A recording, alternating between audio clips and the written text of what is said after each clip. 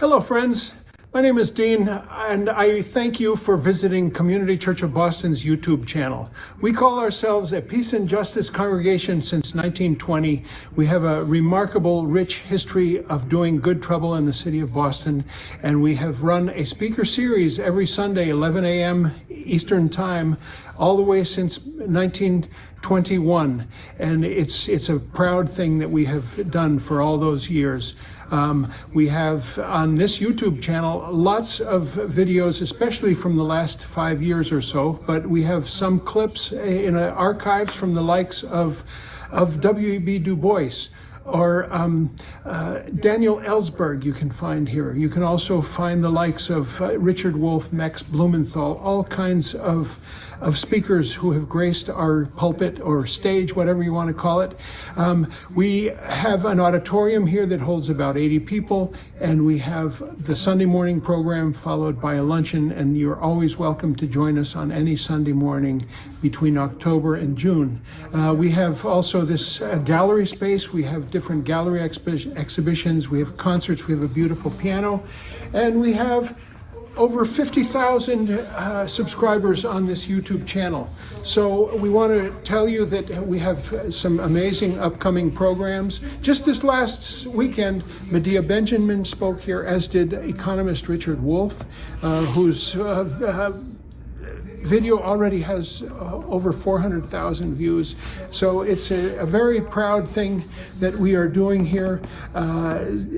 We have this long association also with Sacco and Vanzetti, and I want to show you our very famous plaque artwork featuring Sacco and Vanzetti.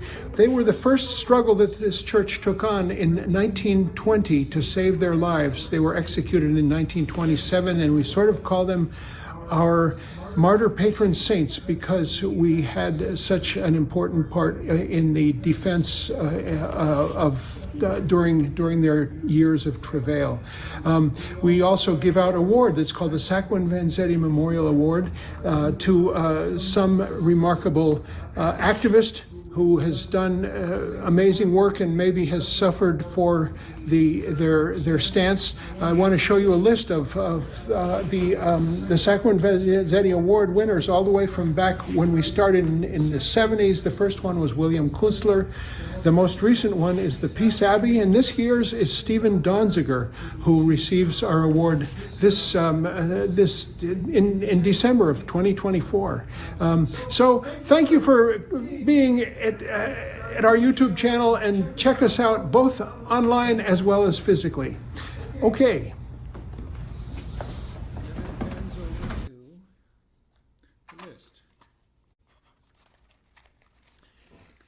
And then it pans over to the list, and you can pause it there and take in the list that goes from 76 to 2024 of our Sacco and Vanzetti Memorial Award winners. Hey, welcome everybody to Community Church. That's a little trailer that Amar and I put together last Friday and just put it up there. It was basically just off the cuff, no script, no nothing, just turned on the phone and recorded it and put it up there, and it has 600 views already.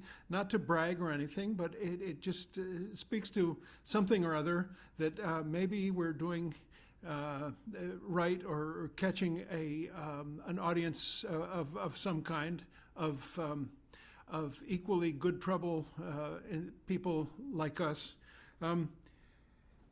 My name is Dean, and I'm the music director and administrator of Community Church, and I welcome you, both those physically in this room as well as those of you joining us virtually. We light a candle, and we invite you to take part in this and be in touch with us and give us something you want to say when we light this candle. This morning, I want to just very sadly remember something that just happened yesterday in a community in El Salvador that I'm very connected with. Many of you know about this and have traveled to El Salvador with me on delegation, but we lost 3 boys yesterday. it was a drowning. It was an outing that all the youth of the village, El Higueral is the town, is population 400. They were celebrating the fact that they had been accepted as an association by the government, and they have their constituted role as association means they can apply for government grants to fix the soccer field or whatever. They were on an outing to a riverside recreational place, and the river was very swollen, and it took 3 boys with it, and we are just devastated. These are three 15-year-old boys, their mothers. I send my just incredible love and solidarity to these 3 that I know very well. I'll speak their names: Adelina, Chila, and Carmen.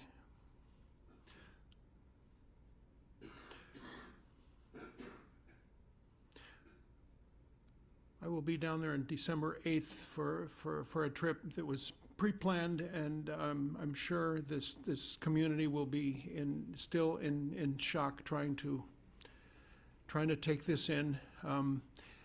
But it's a very religious, spiritual community, and it's all about God's will, and I respect that, regardless of my own beliefs or lack thereof. And I just needed to share that at the outset of this program, folks. And I'm not well. The other thing is that our music this morning was going to be Dennis Pern, long time friend and songwriter of very hard-hitting social justice music. Dennis suffered a misfortune as well, so it's your default guy, yours truly, and I'm going to sing mostly out of my 3 spots. What I call community church anthems that someday will be in a community church songbook. This is called International.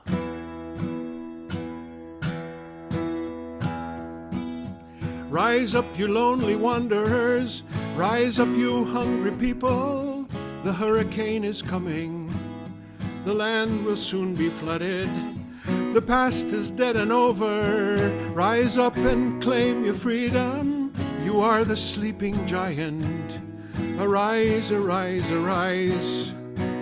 Do not beg for your salvation by preachers, kings, and masters. The people hold the power.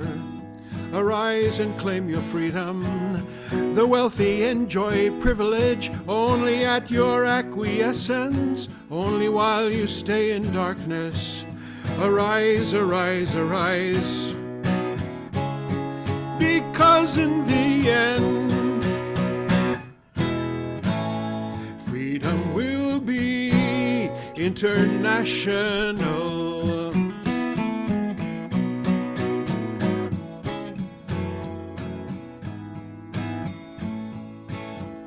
While politicos divide us, they demand their compensation. They should pray we don't refuse them. Arise and claim your freedom. Though powerful and wealthy, they are only human beings. On earth we are all equal. Arise, arise, arise. While all of us are sleeping, the bank owners get richer at the expense of all our children. Arise and claim your freedom. They are frightened by our numbers and by our interdependence, and rightfully they should be. Arise, arise, arise. Because in the end, freedom will be international.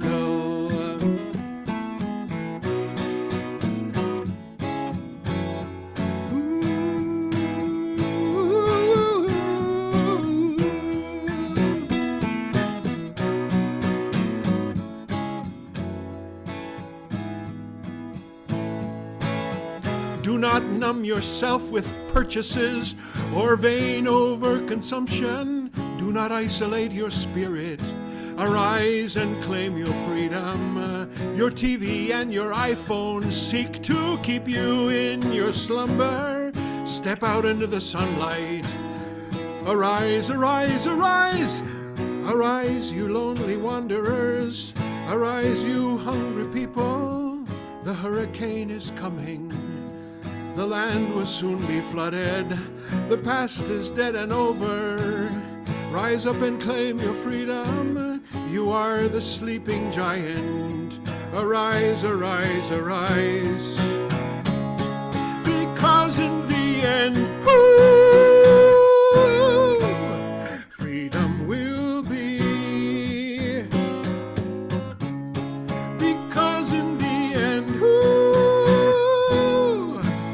freedom will be international.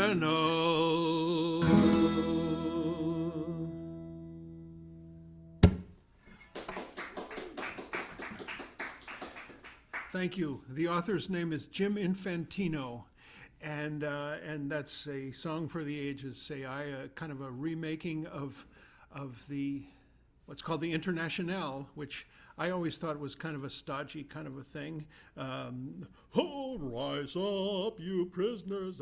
A lot. I'm sorry if I'm being sacrilegious by making a comment on what to some people is a sacred anthem, but this was like a folk treatment of the Internationale, and I've always loved that song. Recorded it a few years back, and call it one of our CCB anthems. It's in a special category of songs that maybe someday will be in a songbook or a recording, and it's going into a special file that we will do something with someday, and that we will reach for when we have a cancellation of a musician. Dennis Pern, I hope we can have you back here really soon, and we get to share your songs with our congregation and our public. Announcement about upcoming event. After National Day of Mourning / Thanksgiving, which I hope you know about, the event that happens in Plymouth every year in the morning. It's a series of speakers originated by the Native American tribes of Massachusetts and Rhode Island and Connecticut, and it's always just a wonderful event. It's followed by a march and then a meal. National Day of Mourning, and then you can repair over to your family Thanksgiving thang. But I'll tell you that the Sunday after that we feature David Rovics. David Rovics, who well, what I always say is whenever he's nearby, we drop everything and feature him. And luckily, he was available on a Sunday. We've had him for concerts on other weeknights. David, I call him the people's troubadour. He ceaselessly travels throughout the United States and Europe, playing gigs of all kinds and playing at protests and demonstrations and actions. He's always full of new songs, the most prolific writer I've ever known. David Rovics, December 1st. If you happen to not be anywhere the night before that, which is Saturday, November 30th, I want to self-promote an event that I'm doing with two of my favorite musicians in my universe. One is named Rob Flax. He's a fabulous fiddle player and leader of a band called the Boom Chick Trio, and also does percussion and mandolin and guitar, multi-instrumental Rob Flax. And Max Ridley is a mega bass player with a rich, deep tone to put the bottom under every band that he plays with, which is everywhere from traditional Irish music all the way to the top flight jazz and free jazz. We've had him here for free jazz nights, and he's a magnificent player, Max Ridley. So it's three of us, joined by Eric Kilburn, who is my studio engineer. I've been with him a lot. I'm recording a new album, and he's also a magnificent songwriter and mandolin player. So that's Saturday, November 30th, both physically at the West Roxbury Theodore Parker Unitarian Universalist Church, and also online, live streamed to the planet, November 30th. And then the next morning, of course, David Rovix. So that's quite a weekend of music for you to digest your turkey. What else do I have? The usual few things. We love to read from Eduardo Galeano. Children of the Days is the name of this book, and it's a day book that has what Galeano, the Uruguayan nonfiction historian and writer, does so well, which is vignettes. And this book has a vignette for each day, mostly kind of historical. I forgot. Today is November 27th, is that right? 26th. I'm way ahead of myself. Okay, 24th. I haven't even read this yet, and they're always interesting and unusual and sometimes irreverent, would you say? So here's Eduardo Galeano for November 24th, and it's called Grandma. In 1974, her bones turned up in the Rocky Hills of Ethiopia. Her discoverers called her Lucy. Thanks to advanced technology, they were able to calculate her age at about 3,175,000 years, give or take a day or two. And also her height. She was rather short, a little over 3 feet tall. The rest was deduced or maybe guessed. Her body was quite hairy, and she didn't walk on all fours. Rather, she swung along in a chimpanzee walk, her hands nearly grazing the ground, though she preferred the treetops. She might have drowned in a river. She might have been fleeing a lion or some other unknown who showed an interest in her. She was born long before fire or the word, but perhaps she spoke a language of gestures and sounds that could have said, or tried to say, for example, "I'm cold. I'm hungry. Don't leave me alone." Eduardo Galeano. I almost like to say the gospel according to Eduardo Galeano, and the congregation response, "Thanks be to Eduardo Galeano." And the next thing, this is something that maybe this first time I'm, this day in history sort of a thing. And we look at November 24th. This is from a calendar that's called, what's it called? Oh, it's from the Progressive magazine. We had the editor of the Progressive, Norm Stockwell, speak a couple years ago, and he must have sent calendars. November 24th, 1909, garment workers strike in New York City. 1792, black scientist Benjamin Banneker publishes his first Farmer's Almanac. And then this is another kind of radical days of the week. November 24th, 1947, U.S. House cites 10 Hollywood leftists for contempt. And maybe that's not so much in the past as in the near future, given what happened this past week with the legislation to give the president unlimited power to revoke 501c3 organizations for terrorism. Maybe they have us in their crosshairs. We were blacklisted in the 50s. Is this the new McCarthy era? Not if we can help it, says Dave Lewitt. And if it is, we're ready. I drove in with my friend Eliza, who was here for the conference on social studies that's happening in the Heinz Auditorium Conference Center. And we were talking about this, and she's deep into social studies and civics education, and she posed the notion that this is the birth of a new era, a new dawn. And the Pete Seeger quote is, "You know, it's always darkest before the dawn." And you've heard that before from other places. And I told her about a line that I love from a song by Bruce Cockburn. And listen to this song. It's a beautiful song. The song is called "Lovers in a Dangerous Time." And I told Eliza about this song. And the line that I love is, "Gotta kick at the darkness till it bleeds daylight." So that's the end of our announcement, kind of churchy stuff. Just want to brag for a moment about this phenomenon that's called our YouTube channel. Amar Ahmad takes a lot of responsibility for the fact that we have almost 60,000 subscribers, and that we have some really remarkable historic documents on there.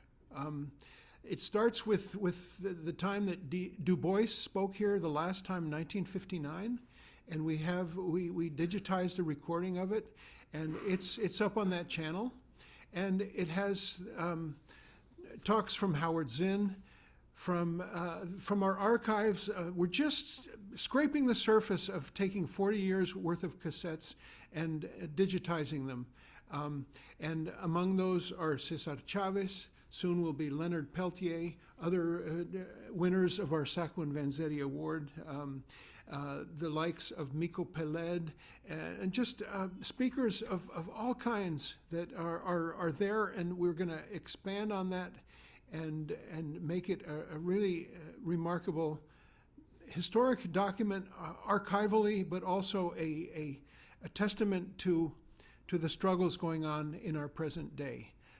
So that's just a shout out to Amar for really masterminding this YouTube presence that we have, and and thanks to COVID, that helped put it on steroids in a way, and here we are, and it's an amazing phenomenon, and we'll do it till they close us down, which is no time soon. And when they close us down, we'll crawl out to Copley Square, and we'll do it from the soapbox.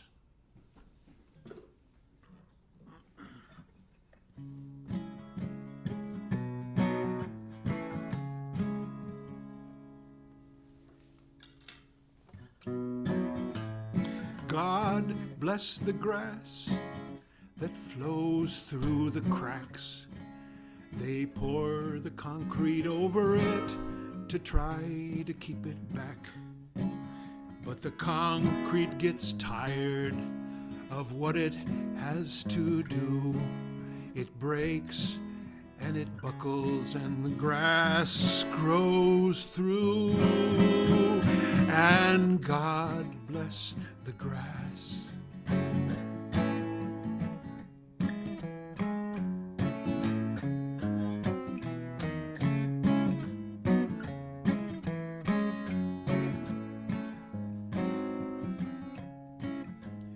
God bless the truth, the friend of the poor.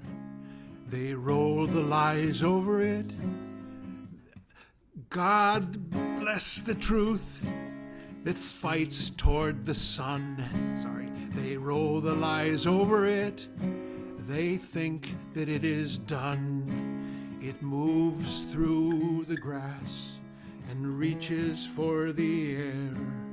And after a while, it is growing everywhere. And God bless the grass.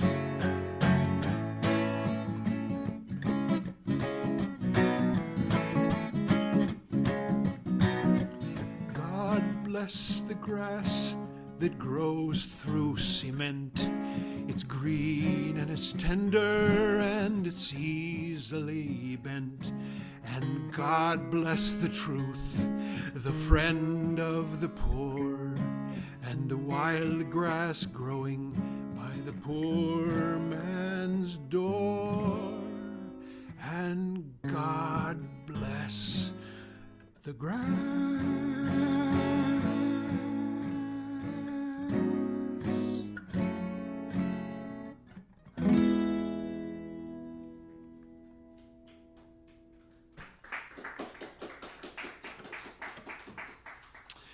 Thank you very much. That song, another anthem for the ages, written by Malvina Reynolds. Find out about her and her huge catalog of amazing music in the 60s and 70s. She started writing at age like 50 and produced this body of beautiful stuff. Everything from kids songs and toddlers songs all the way to the most radical things, like Little Boxes was her big hit, if you recall that one. Little Boxes. I'm ready to bring up our speaker for today. Calvin has become an integral member of this congregation and a very devoted attendee and participant, and already gave a program with two other people, all three who were behind bars for significant periods of time, who came out and made magnificent things of their lives, and it's Calvin's turn to give us a full presentation of his story and of his work, not only as a retiree, but as an alumnus from the academy, if you will, which is the prisons, the prison industrial complex. Calvin, I'll just tell you personally that it really means a great deal to me to have you as a friend and as a just like a really opinionated and active participant in this congregation, and I invite all of you to do the same, to come down to Copley and find out what we have here and what it is and what its past is, what its present and its future hopes to be. Love to give you a tour around this building, which has the first floor, a vacant restaurant space, which will soon be occupied by a new restaurant. Second floor, an auditorium with a beautiful and disorganized library. We need some librarians. Will you join us? And the third floor, even more mountain of books needing to be organized, and also a Sacco and Vanzetti archive that's a beautiful project of Jerry Kaplan's, another member retired, whose complete task is organizing this archive so it will go to the Boston Public Library. Fourth floor, history project. Archives, they're our wonderful tenant. They archive, celebrate, and remember Boston's LGBT history. Fifth floor, our own very disorganized archives, a treasure of history that will someday be a PhD candidate's dissertation project or a book unto itself. Just an amazing amount of stuff up there, also very disorganized. So I'm sorry, in mid-introduction, Calvin, that I took people on a tour of the church building, and I get back to Calvin, who is going to address us. And first, I reach out to community churches members behind bars, and I'll tell you a few names and ask you to say, we are with you. David Jackson. We are with you. Shukri Abu Bakr. We are with you. Ahmed Al-Hassan. We are with you. Brian Peixoto. We are with you.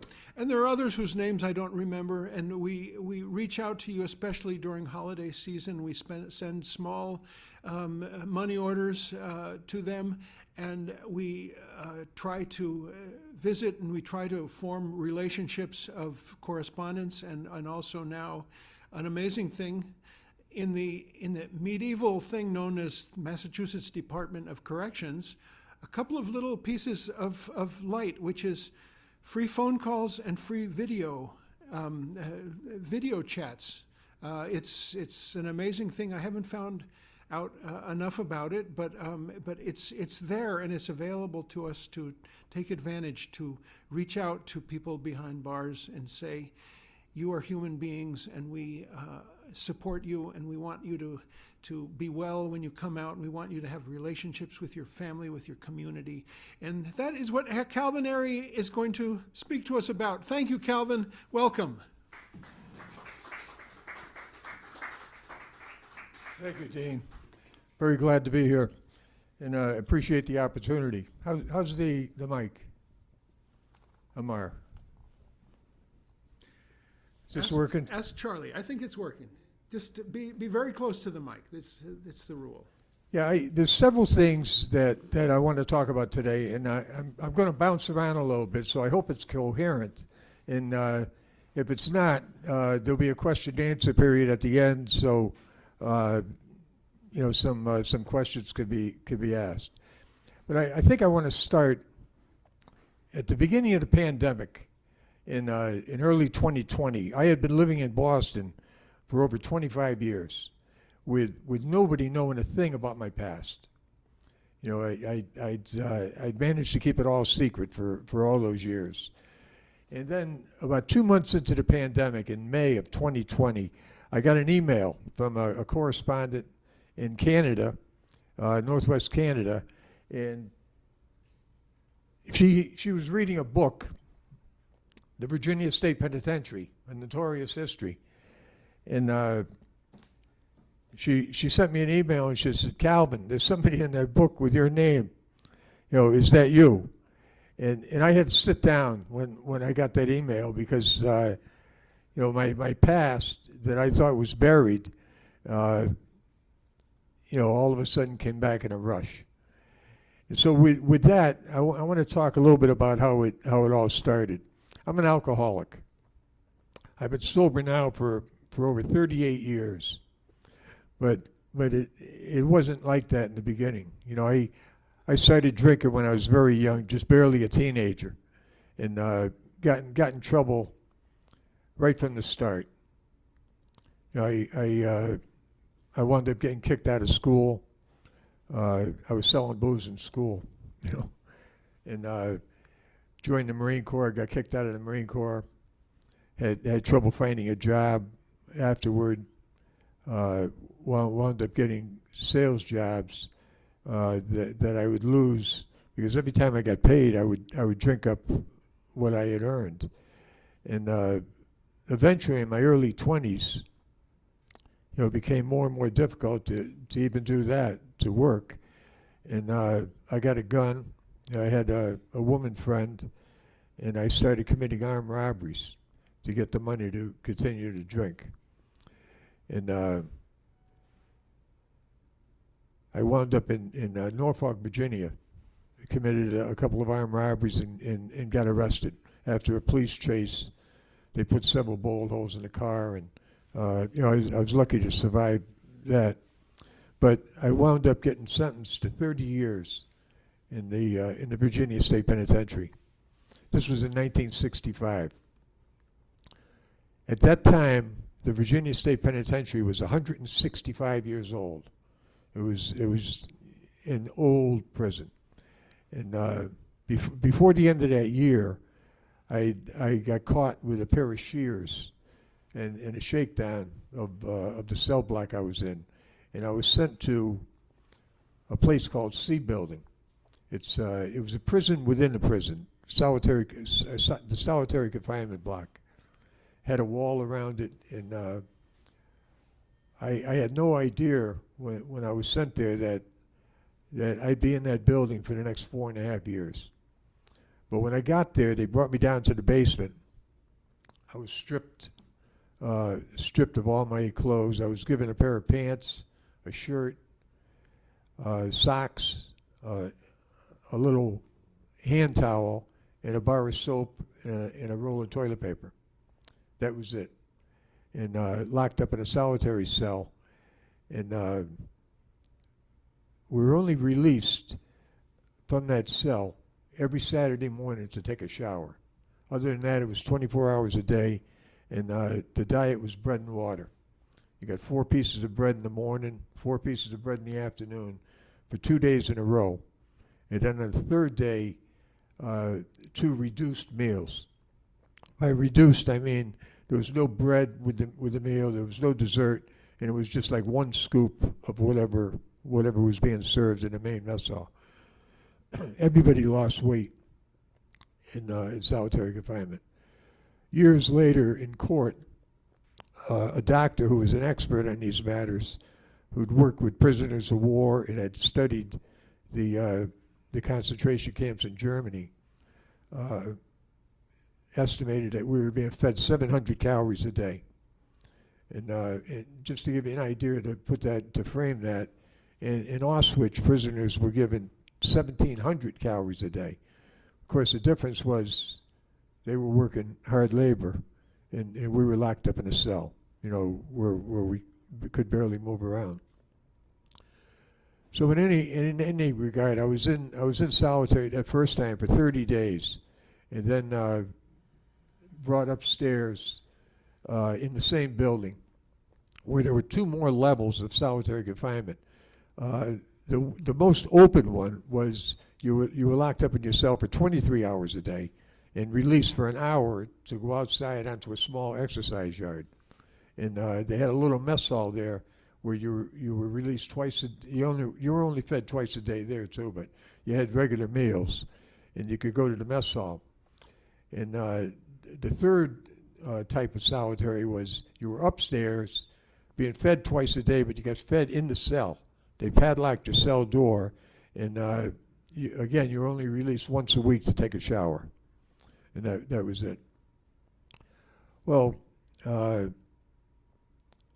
not long after the next year, I had read in a newspaper that was being passed around about a court case that had to do with alcoholism, and while it said that alcohol wasn't an excuse for committing a crime, it was something that could be brought up in mitigation if you were found guilty to temper the punishment, the sentence portion of the trial. And I knew nothing about how to write a petition to get into court.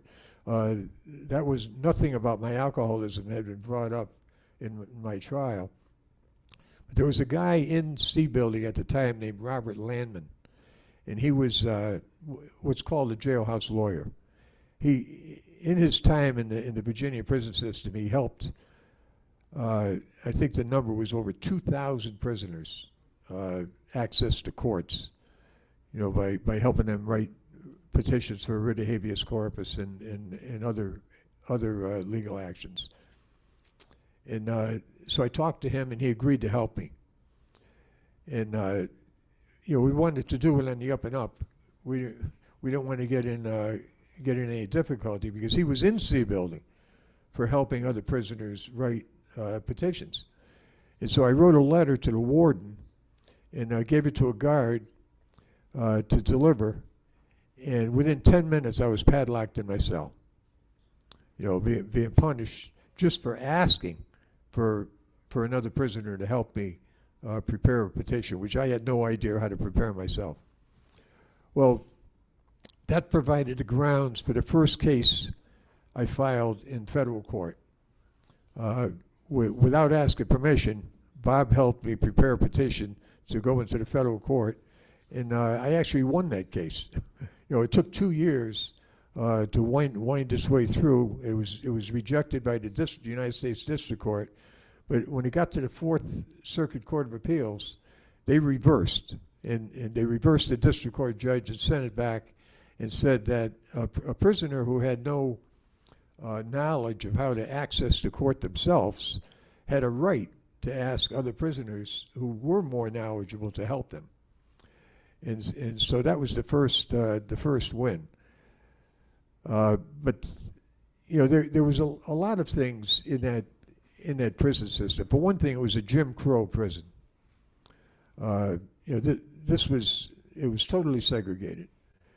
the mess hall was segregated, the job assignments were segregated, and my first real awareness of what that was like was one Sunday morning when I was still out in general population. They called church service, and I hadn't been going to church, but if you went to church, you got out of your cell, and so I signed up to go to church, and they let me out, and it was a Catholic mass, and all the services were held in the same chapel within the penitentiary. And when I went into the church, it was segregated. All the black prisoners were on one side and white prisoners on the other. And I'll tell you frankly that I don't remember a thing the priest said, during the service. All I could think about was that the church was permitting a service to be held in a segregated setting. And I had grown up in the North, and as I recall, every single classroom I was in throughout school was desegregated. There were people from other races in each class, and so this was an issue. And I want to say, well, one thing I want to say about these lawsuits that were mentioned in that book, the Virginia State Penitentiary. There were 5 plaintiffs in these cases, and I want to give a shout out. I'm the only one still alive, so for their memory, Robert Landman, Leroy Mason, Thomas Wansley, Roy Hood, and myself were the 5 plaintiffs. They can't speak for themselves anymore, so it's up to me to mention their names. In 1968, well, before I get to 1968, I just want to mention one other thing. We had access to newspapers and magazines when we were upstairs in that building. And in 1966, June the 6th of 1966, Bobby Kennedy went to Cape Town, South Africa, and he gave a talk. It's called the Day of Affirmation speech. And another name for it was the Ripples of Hope speech. And it was written about, I don't know if the whole speech was in the paper I saw, but there was a portion of it. And I'd like to read you. I say to myself, I'm never going to get up before a podium and read something, but this is short, and I don't want to miss any of the words. Each time a man stands up for an ideal or acts to improve the lot of others or strikes out against injustice, he sends forth a tiny ripple of hope. And those ripples build a current which can sweep down the mightiest walls of oppression and resistance. And I can recall to this day the times when I was able, walking on that yard in C Building with Bob Landman, and we discussed those words, and what they meant to us, and how we saw ourselves as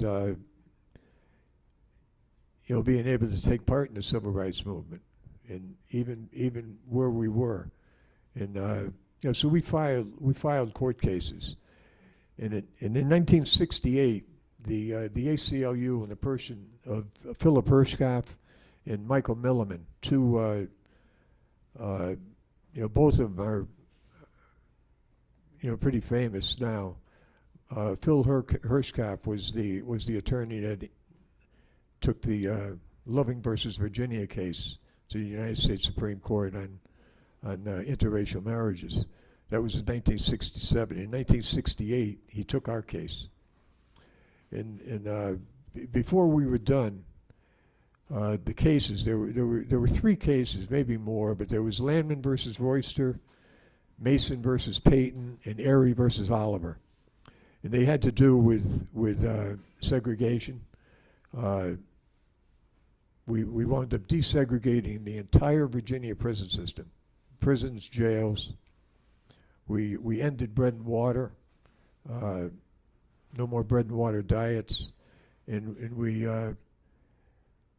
wound up getting our access to the courts, to attorneys, and to state legislators and news media recognized by the federal court system. And you know, that accomplishment was is all written about in that book.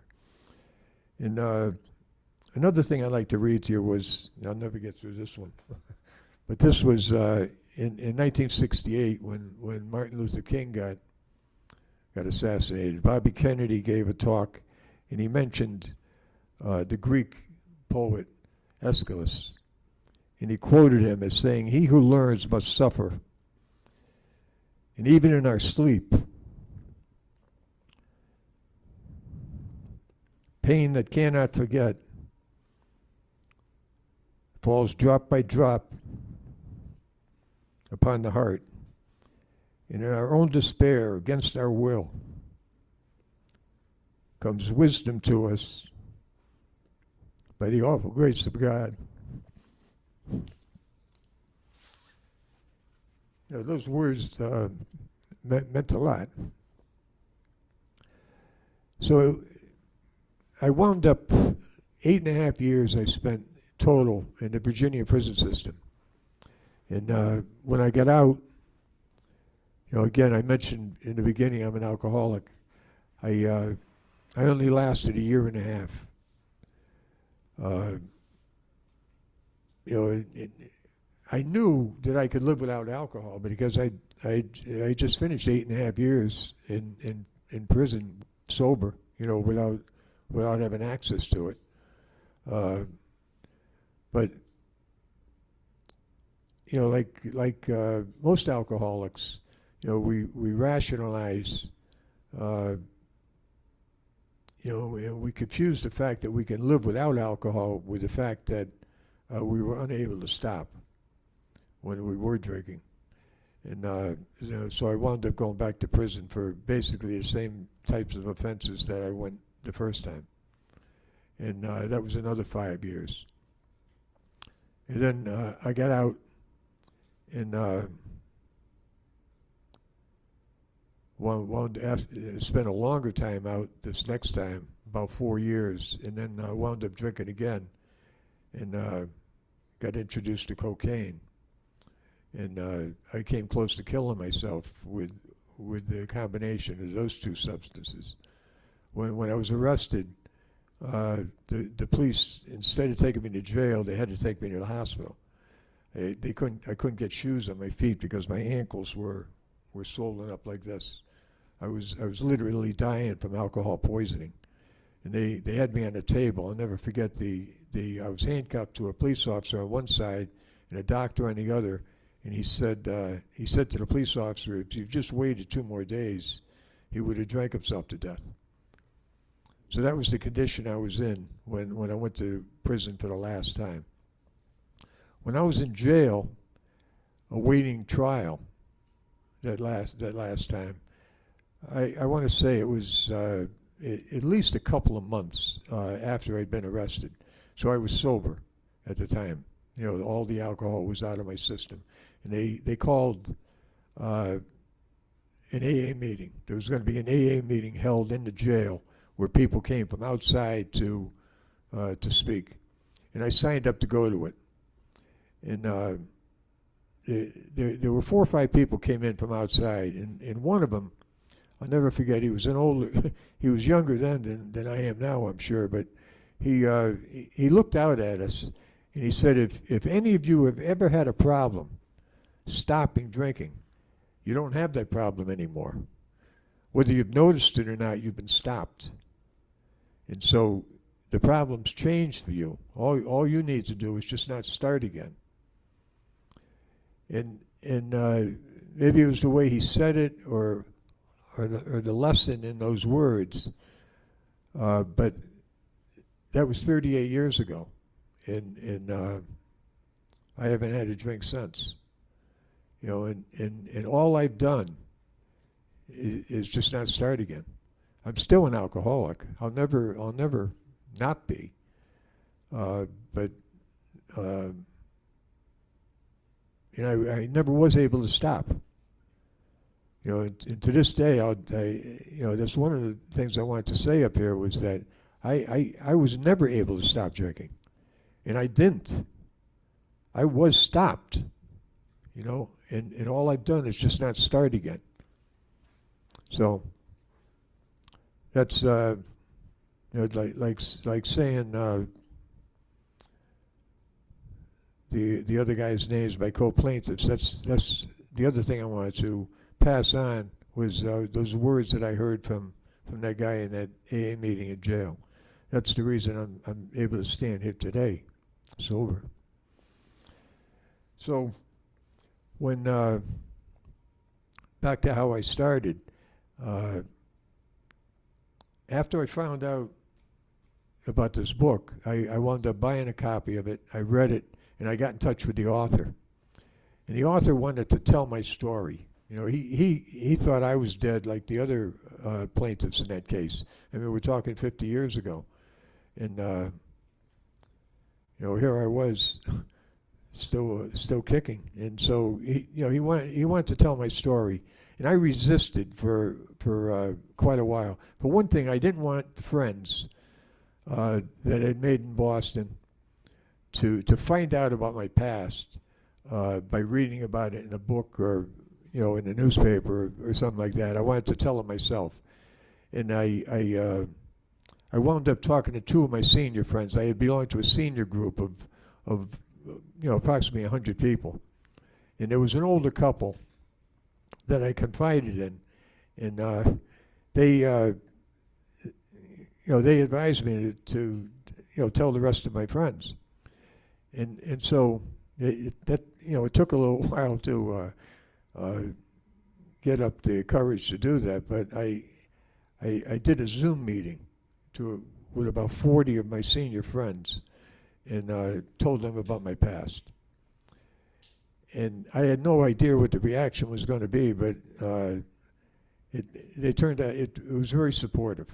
They were all very supportive, and at the same time they had no idea. It really, I could see the faces on Zoom and the jaws. They knew me as a different person than the person I'd been in my youth when I was drinking. So, anyways, I agreed, and Dale Brumfield, the author of the book, wrote a story that wound up being a cover story in Richmond Magazine, in Richmond, Virginia. And again, I had no idea what was going to happen when that story was told. What happened was a copy of that magazine got into one of the prisons in the state of Virginia, Fluvanna, the women's prison. It's the maximum security for women in the state of Virginia. And it got into the hands of the law clerk there, who was doing legally and getting paid for what I was being put in solitary confinement for 50 years previous. And the story blew her away. She couldn't, she had her daughter look up my address, and she wrote me a letter to thank me for what I had done 50 years before, that paved the way for what she was doing legally today. And we began a correspondence. I'll say a little bit about her. Her name is Shebri Dillon, and she was convicted of white-collar, nonviolent offenses and given a 30-year prison sentence in the state of Virginia. She had 4 young children at the time. She's already been locked up 8 years. So we began to correspond. In a book I was reading at the time was Our Class by Chris Hedges. And Chris Hedges teaches in a men's maximum security prison in New Jersey. And that's the book was written about our class. It was written about that class. He goes in twice a week to teach a course. And I had asked Shebri if she'd read the book or if they had the book in the prison library. They didn't have it. They had never even heard of Chris Hedges, although he'd written a dozen books. And so I sent her the book. And she would read it, and before she finished the book, there were like 12 women had signed up to read it after she got done. She would talk about it, what was in the book, and basically it's about people starting to get their lives in order. They're studying, they're working toward a college degree, and credit by credit, and that book resonated with prisoners, and so I started sending her more books, and it caught on, before long I had a dozen books being circulated with no prison officials involved. This was just something myself, somebody who'd been in and was now out, corresponding with and sending books to people who were still in. And maybe it's because I had been in, but the books that I was selecting were resonating with the prisoners. And I want to mention some of the other books that I sent in. One was called Solitary by Albert Woodfox. Albert Woodfox did 44 years in solitary confinement in the state of Louisiana, in Angola. And his was one of the books that I had ordered for myself while I was trying to make up my mind whether to go public with my story. And I finished that book on August the 4th, 2022. And I went to reach out to Albert. I was so moved by reading that book. He had died that morning from COVID. The very day I finished his book, he passed away. And he had been going around the world speaking about his experiences in prison. I mean, one of the inspiring things about his story was he taught the guy in the next cell how to read and write using a dictionary. At one point during the sentence, he turned his cell into a classroom. He never gave up. And he was trying to help other people, even in those circumstances. So his was a very inspiring story, and that resonated with prisoners as well. And at this point, I started thinking that maybe I could replicate what I was doing with sending books to Shebri, and at first I was thinking, well, who am I going to send the books to? How am I going to make a connection? Well, in Virginia and in many other states, there's organizations that prisoners write to. In Virginia, it's called the Coalition for Justice. And here in Massachusetts, they have like Prisoners Legal Services, and I mean, most states have some place that some organization where people are concerned about the people who are in prison. And in Virginia, it's the Coalition for Justice, and together with Virginia Tech, one of the colleges down there, they publish a publication called Unlocked, and in it there's submissions, poetry, some prose, some just letters written by prisoners throughout the whole state of Virginia. Well, I became aware of this and ordered a copy, and I was looking for some writing that would resonate with me, and one fellow, his name was Terrence Vaughn, had been incarcerated since he was 19. He was in his 40s at this time, and He's another one that when he had gotten arrested, the prosecutor had offered him a plea deal, 19 years. Well, he was 19 years old, and he was thinking 19 years in prison. You know, that's his. So he pled not guilty and took a jury trial, thinking he might do better in front of a jury trial. When they found him guilty, the judge sentenced him to 49 years. You know, as punishment for taking up the time in the court. Well, Terrence was sitting out in the prison yard when the intake bus came in, and like 20 prisoners got off the bus. These are new admissions, and they were all like 20, early 20s, 17 black, 3 white, and he could see his whole life, you know, in those people, you know, the young guys coming in you know, looking forward to a life like his, you know, over 20 years in prison. And he wanted to do something to interrupt that. And that resonated with me. So I got his contact information and wrote him a letter sending him a copy of that story that was written about me in Richmond Magazine, and describing to him what a freedom library was all about. And I'd say a few words about that. During the civil rights movement in the southern states primarily, black people were not welcomed to use the public libraries. You know, they were turned away. And so, you know, some of them and others would start a library in a private home, you know, or in the back of a store or someplace where they'd accumulate some books and loan them out to, you know, to people in the neighborhood that you know, and it was outside the system. You know what I mean? It wasn't a public library. It was people did this on their own initiative, and so that's what I decided to try to do.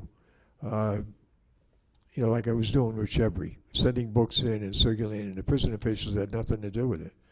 You know, I mean, if they wanted to, they could buy the books and put them in the prison library. But you know, it just so happened that nearly all the books that I was sending in weren't available.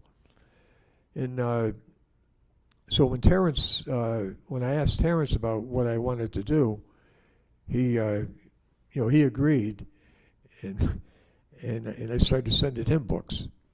Well, Terrence is a prison barber. He cuts hair, you know, for the other prisoners. And see if you could picture this. You know, he'd get somebody in a chair, and in front of the mirror, he'd prop up the books that I was sending him. And while he's cutting the guy's hair, you know, they're staring at these books, and you know, invariably they would ask, you know, what's that book about? Well, 9 times out of 10, the guy getting a haircut, after he got the haircut, he left the barbershop carrying a book, and he would tell people about, you know, this is what we do, you know, and Terrence got thinking, you know, he knew what I was trying to do here. There were 2 guys that he knew that he had done time with in the past that were no longer in that prison. In fact, they were in two more prisons in Virginia. Virginia has 40 prisons, by the way, 40, each one with like 1,000 people. And so when he gave me those names, I wrote letters to them, and the same thing happened. You know, I told them about freedom libraries and offered to start sending them books, and I did. And none of these people, including Shebri, are still in the same prisons they were in 2 years ago when I began this. They've all been transferred to a different prison. But before they left, they left a librarian behind them. I call them my own librarians, you know. And I told them, leave the books there, and I'll replace them when you get to your new place. And this is going. At last count, I was sending books into like 14 different prisons in the state of Virginia, and to date, at least several hundred, maybe 1,000 books are being circulated in these prisons down in Virginia. And I just I'll mention a few more of the books. This is one of my favorites. That it's A Question of Freedom by Dwayne Betts. Dwayne, at the age of 16, got sentenced to 9 years in Virginia for carjacking, and he was he was so young they didn't want to put him in general population, so they put him in solitary confinement, for his own protection, and when he was in there, he cried out, just please, would somebody send me a book? And a book got slid down under his cell door. It was The Black Poets by Dudley Randall. And that book sparked a process of transformation in Dwayne Betts. And he became a poet. He's published 3 books of poetry. This was his memoir, A Question of Freedom. And he got out after doing his time, went to college, went to Yale, went to Yale Law School and became an attorney. And then he founded an organization called Freedom Reads, which installs 500 book libraries in cell blocks in prisons across the United States. Now, these are not prison libraries. They're in the cell blocks. Just to give you an example, this is about 4 or 5 months ago, in 2 days in Virginia, he's back in the same state that he did time in. He installed 12 of these libraries in one prison and 13 in another. 12 cell blocks in 13 cell blocks, 500 books in each one of those libraries. Beautiful bookcases that break up the monotony and they're curved, whereas prisons are all straight lines, and they're made out of really nice wood, and it's just an amazing thing. But people have something to read right in the cell blocks, and they have access to these books. I'll mention a couple more. I'm on a roll here. There's every year. Well, let me say this. A year ago, I affiliated myself with an organization here in Massachusetts called the Prison Book Program. And they send books to prisoners all over the United States. And they do it by request. Prisoners write letters to them asking for certain books. And they do their best to fill those requests. And I always joke about this when I'm down there, and I give a little talk to the volunteers, but one of the staff members has joined us here today. He's laughing now, but where they fulfill the requests of prisoners, what I do is I search out prisoners and then send them the books that I think they should read. It's just a little different, but every year the Prison Book Program sends out an annual appeal. And this year, this is great. I don't know if you can see this, but there's a drawing of a person in prison.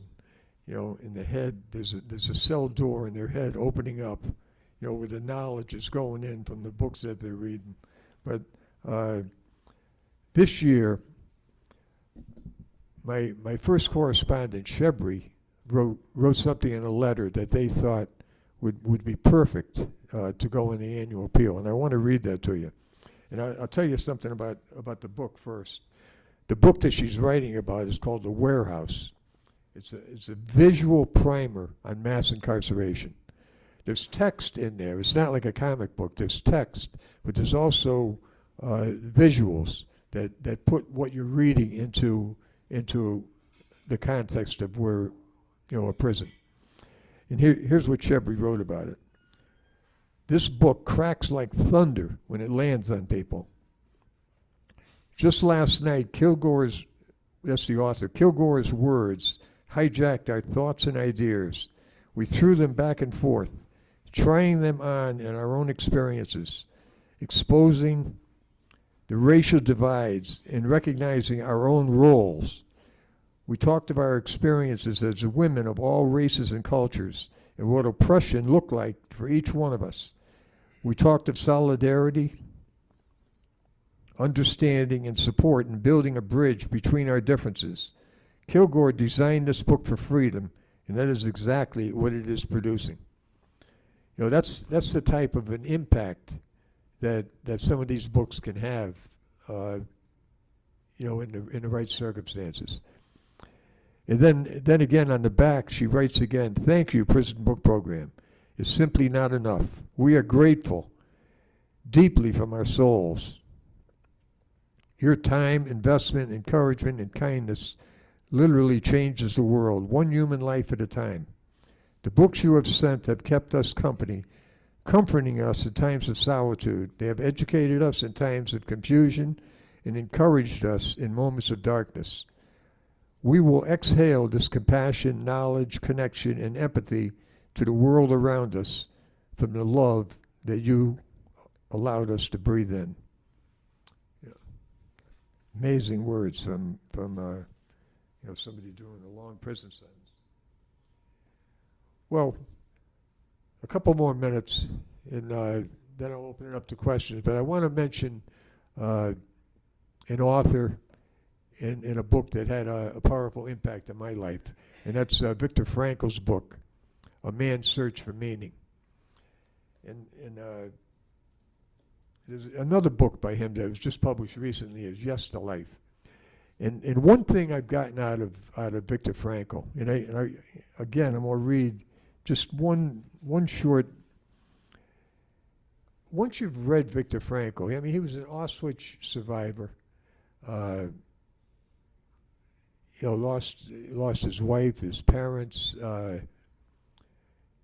You know, when he got out, within months he had written his first book, Man's Search for Meaning, and then over his life he traveled the world speaking and you know, trying to help other people.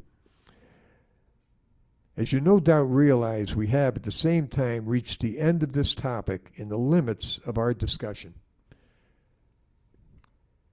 No talking, no lectures can help us get any further. There is only one thing left for us to do, to act, namely to act in our everyday lives. And what he means there is that, you know, I'll just put it in my own words, we all have a past, you know, and we all have something in common about that past. We can't change it or alter it in any way. You know, it's already happened. It's history. And as far as the future goes, that's not guaranteed to any of us. What we have left is today. And if we're going to make a difference, it's something we have to do in the present, each and every day. And if we do meaningful things each and every day, eventually we can look back at a life of meaning. So thank you all for listening. And if you have any questions or, well, first, okay.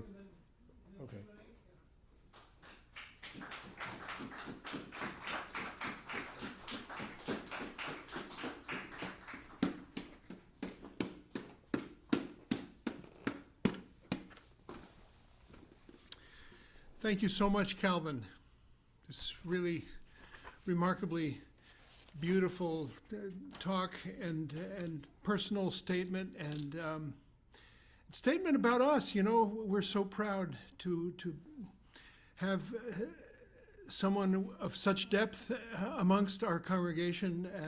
It's just remarkable. And I want to say just a couple of things before a song, and then we'll have a Q&A. I want to remember the other members behind bars that I didn't mention because I'd forgotten their names. Ms. Fantine Valjean, who's at Norfolk.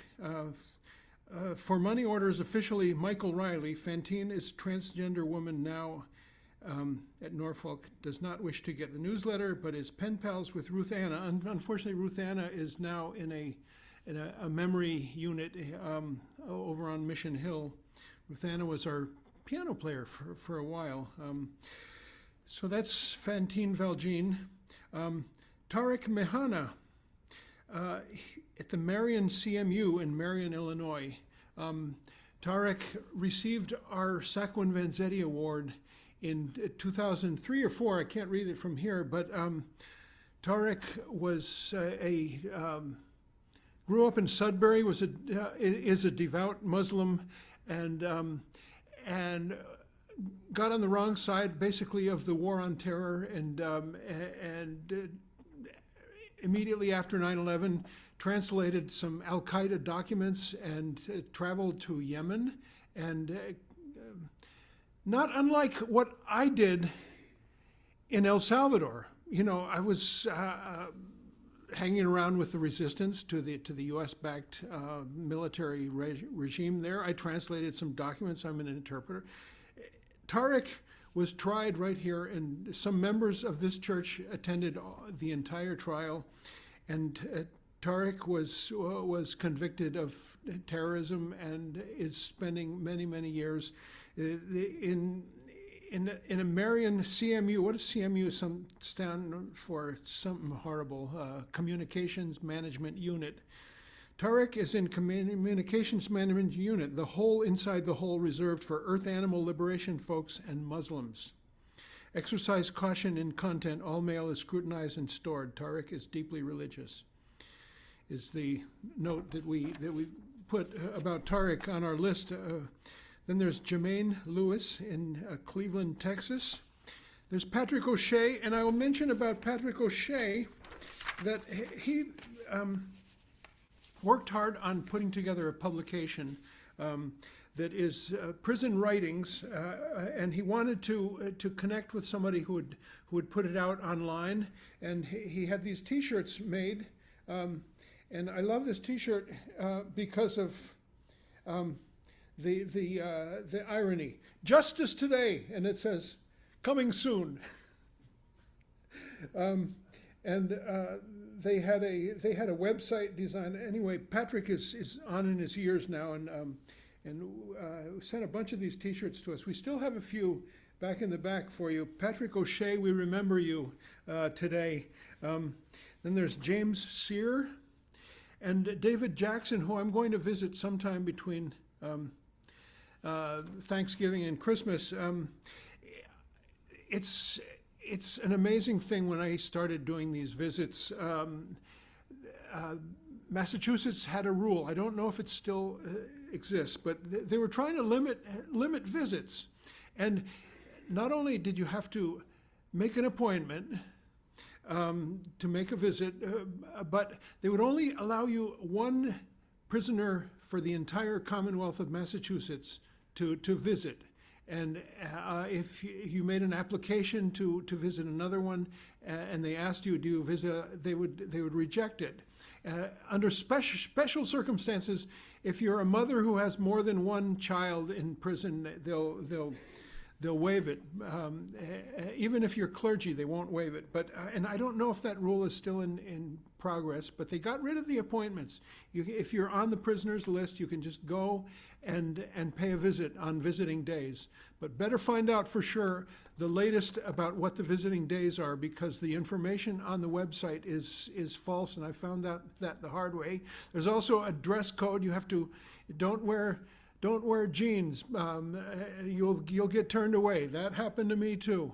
And a bunch of rules and regs, and it's a sad thing. I was in line waiting to get frisked, and there was a woman behind me that just arbitrarily, your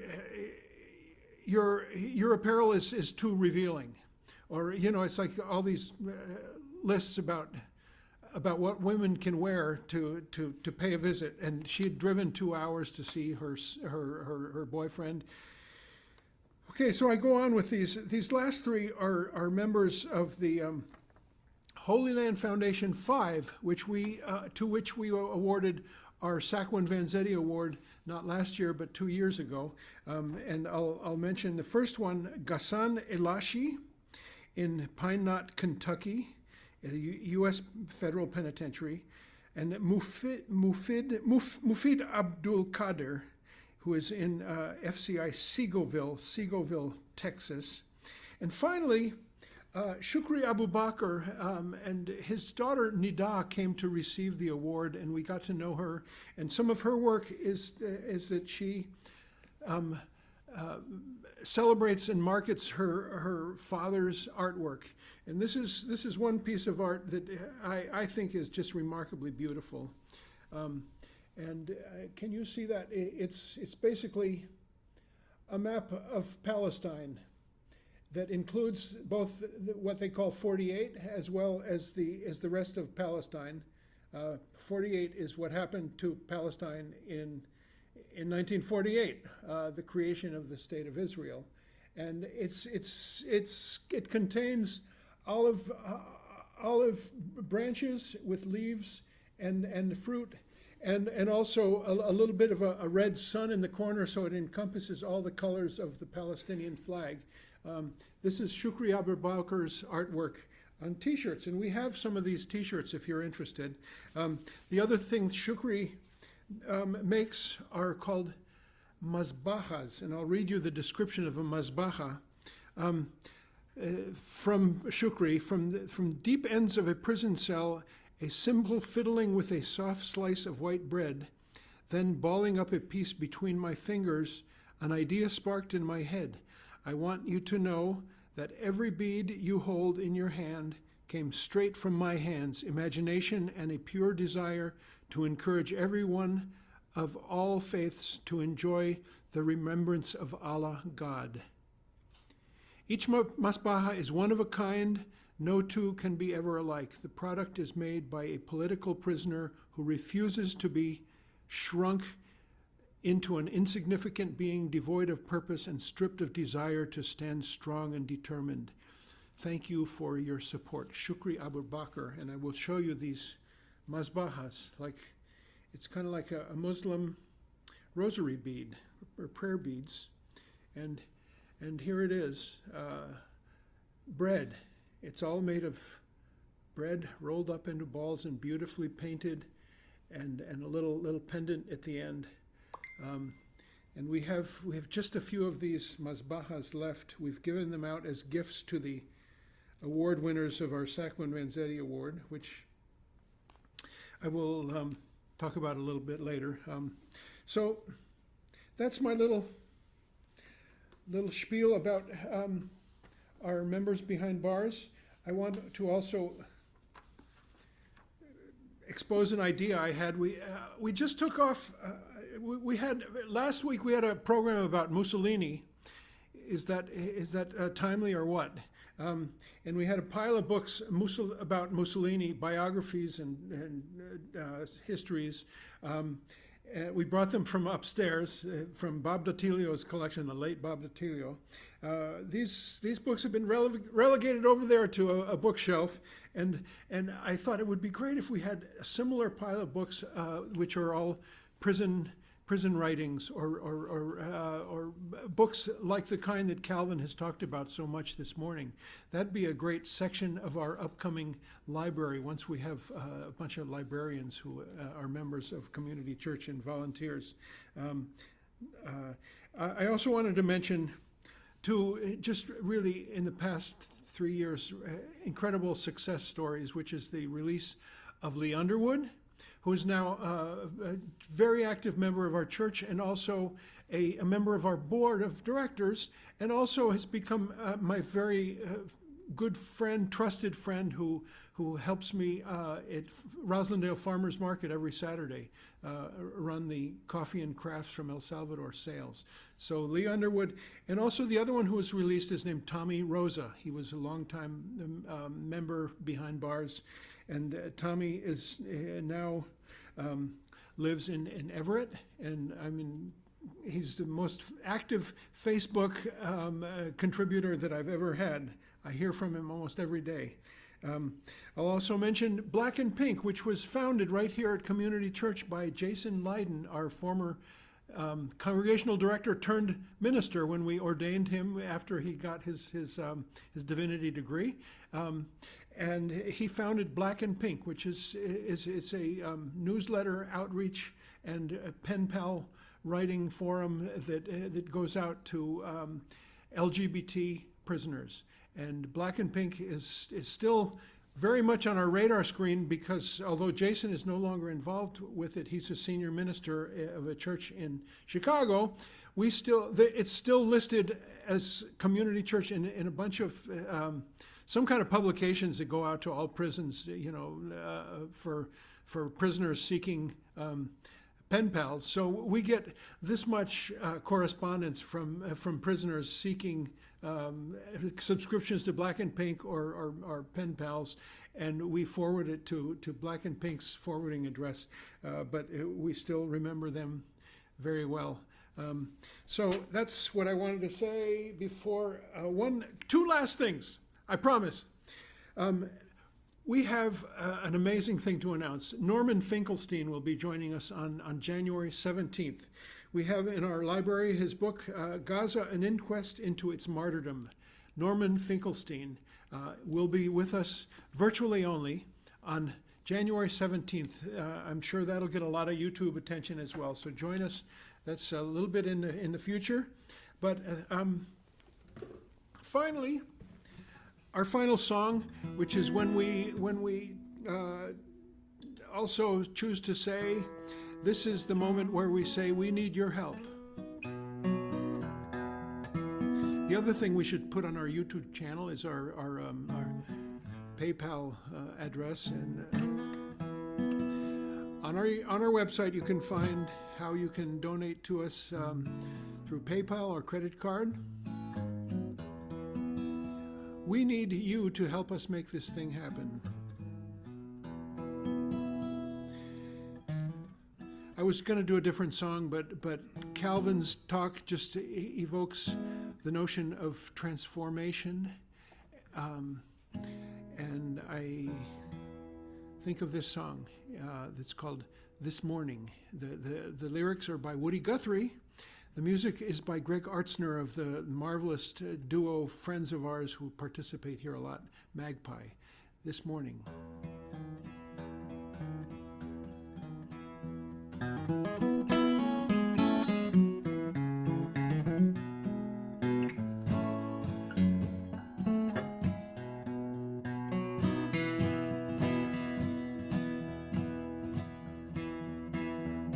This morning I am born again.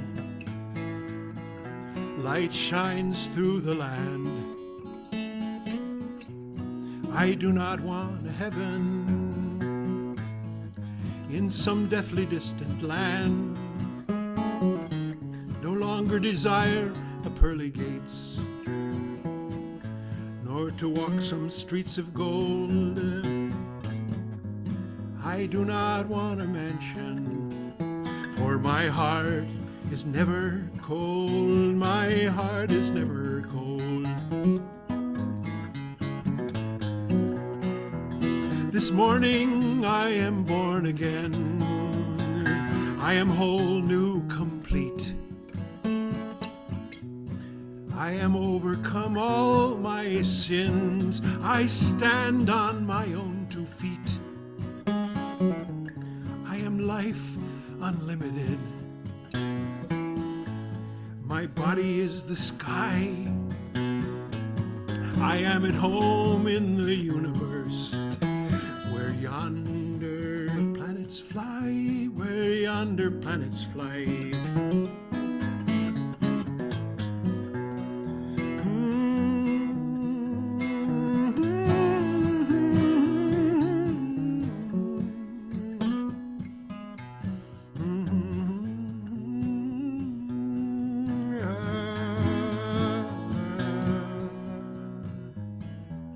This morning I am born again. My past is dead and gone. This great eternal morning, my great eternal dawn. I'd give myself, my life, my soul, to lend some friend a hand. This morning I am born again. I am in the promised land. I'm in the promised land. This morning I am born again.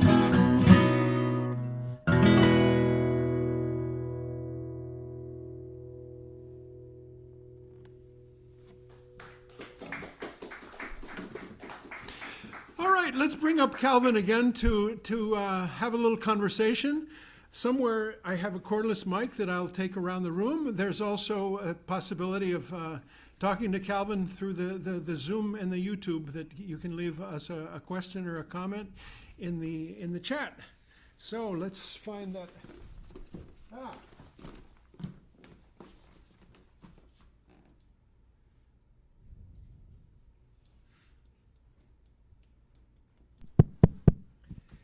There we are.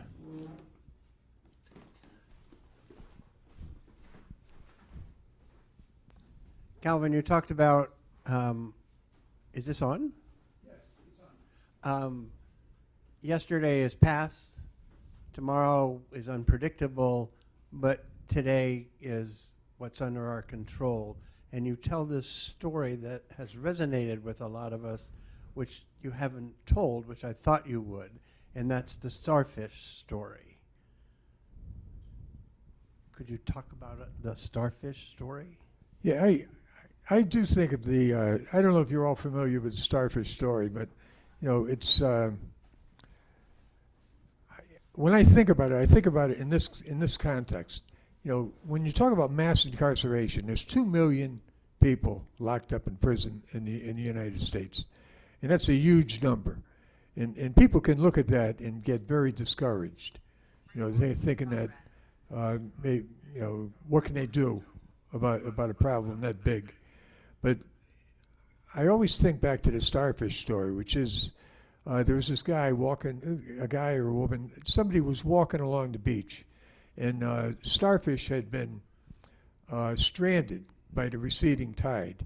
And in the distance, he saw this young boy picking up starfish and throwing them one at a time back into the ocean.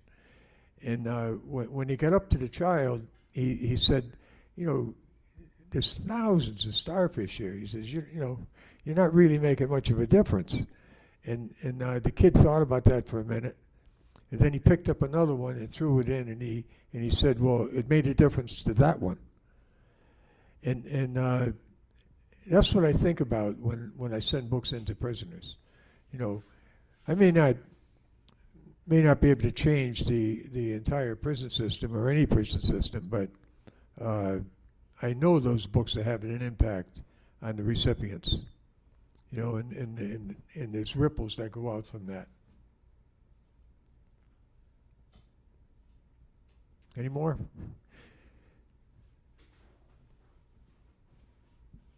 I sort of had a comment and a question to go with it.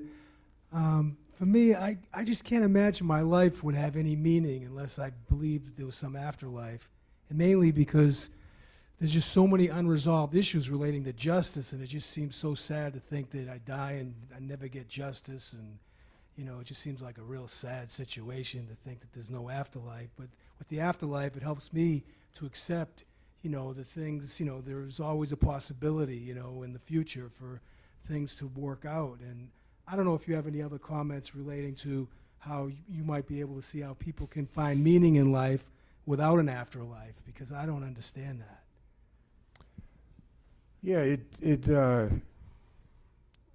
you know, it may be hard to explain, but I don't have that kind of faith in an afterlife, or I'm not, you know, I don't think it's right to fake it. You know, it's just something I don't have. And some of my correspondents are deeply religious believers, and that's fine. You know, I recognize that it gives comfort to a lot of people, but what can I say? It just doesn't, to me, that's not part of my,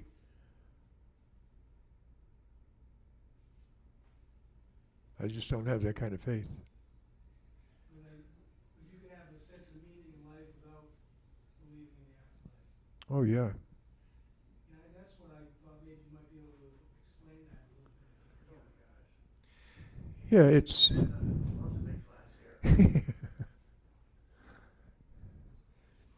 Yeah, I find a lot of meaning in what I do. You know, without a reference to, you know, a supreme being.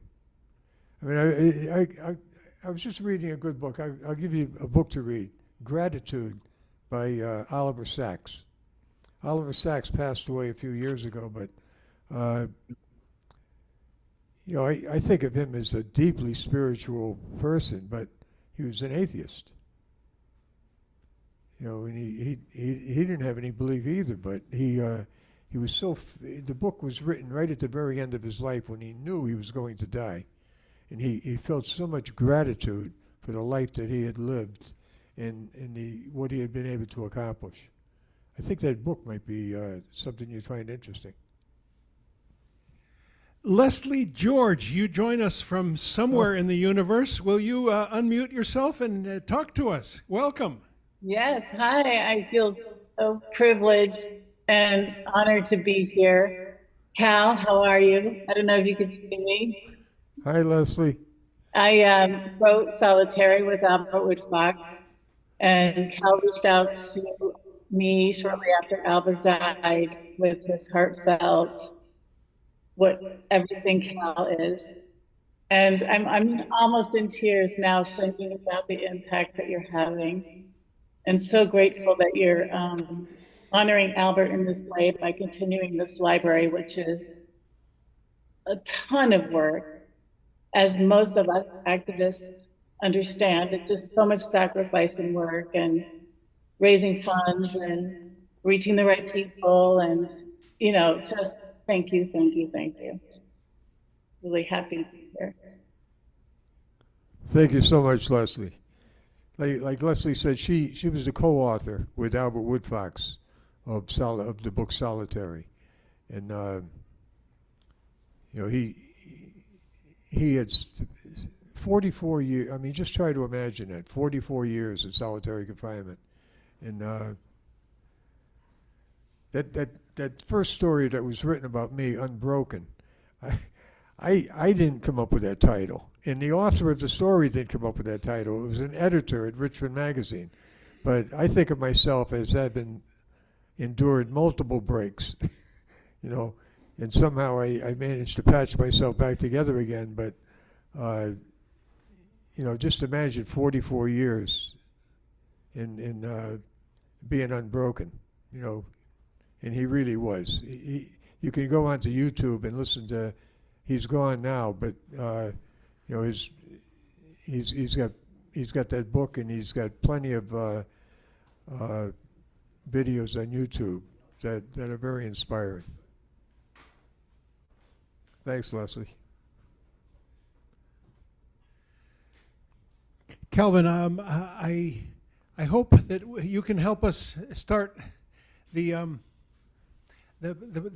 little prison book library section here at Community Church. It could start with the autobiography of Malcolm X, and go from there regarding books written in prison, books written by people who were behind bars. That sort of thing would be a great addition to our expanding and contracting library. Also, just reaching out to you to help us really start a culture of outreach to people behind bars. Here at this church, we've done a little bit over the years. It's pretty tiny, you know. It might reach 10 members behind bars that we do some correspondence with. We had a lovely church member named Carla Rabb who really took it on, and after each church, during our lunch, would have us all writing postcards to people and talking about what the talk was that Sunday, and just sending words of inspiration and hope and that sort of thing. So, you know, it's like I like to call ourselves we're clay in your hands. You know, in many ways. You know, we're making up religion as we go. You know, You know, we're called the church. But I just would put that out there as a possibility for us. That would be wonderful. You mentioned Malcolm X, and I think that's, I should have brought his book too, the autobiography of Malcolm X, but in it he said, people don't realize that a person's whole life can be changed by just one book. And it's with that spirit that I send books, and that the other volunteers at the prison book program down in Quincy send books, with that hope that particular book will change the trajectory of the recipient's life, you know, because they do have that power.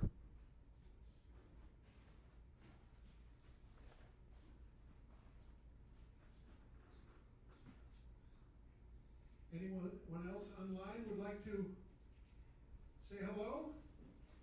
And I don't see anyone here with any other words. And I will tell you that I'm pointing my camera at a basket that will go around and be filled with bills and checks. Here's the basket. See it? And it just received a deposit.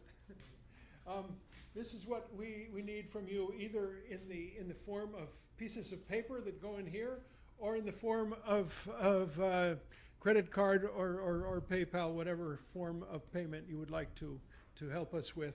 We have multiple expenses, and we have a staff, and we presently have no rental income from first floor. Soon to change, but in the meantime, we're in a tough place. So I just thought I'd mention that. And thank you all for joining us.